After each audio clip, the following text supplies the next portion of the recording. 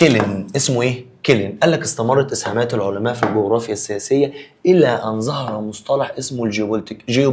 جيوبولتيك قولها زي ما تقولها، بس لما يجي لك على سؤال حلها. ماله بقى يا عم؟ قال لك الراجل ده عمل مصطلح اسمه مصطلح الايه؟ الجيوبولتيك. بدأ يلعب في الجغرافيا السياسية وعمل مصطلح اسمه مصطلح الجيوبولتيك. ايه بقى مصطلح الجيوبولتيك ده؟ تأثير العوامل الجغرافية والاقتصادية والبشرية. حلو يا مستر؟ طب ما هو ده زيه كده زي الجغرافيا الايه؟ السياسية. بس صلى على النبي.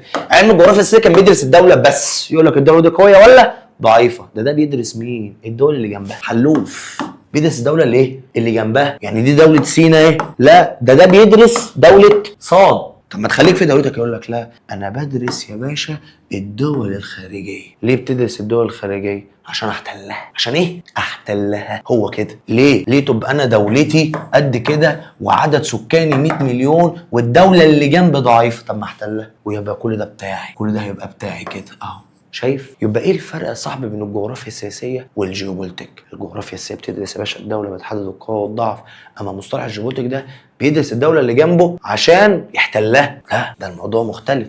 لو جينا عملنا مقارنه بسيطه كده ما بين الجغرافيا السياسيه وما بين الجيوبولتيك، هتلاقي بكل بساطه ان علم الجغرافيا يدرس الدوله زي ما هي وتدرس الدوله ككائن حي ثابت، لكن دي ترسم صوره يجب ان تكون عليها الدوله. تمام. وكمان مطالب ان انت حدودك تزيد كل فتره في المستقبل.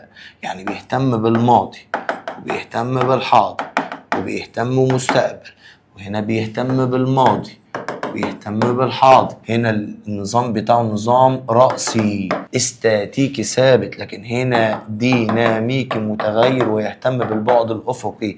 احتل ينظر للدولة بأنها كائن حي، أي متطور، أي ديناميكي. حاجة صعبة حبايبي لحد دلوقتي، فتخلي بالك كويس بين الجزئيه دي. عشان كده قلنا من شويه ان علم الجغرافيا السياسيه مرتبط بالعلوم الايه الاخرى، يبقى كده يتميز بالايه بطابع العالميه والشموليه. كده احنا خلصنا العلماء بكل تفصيله.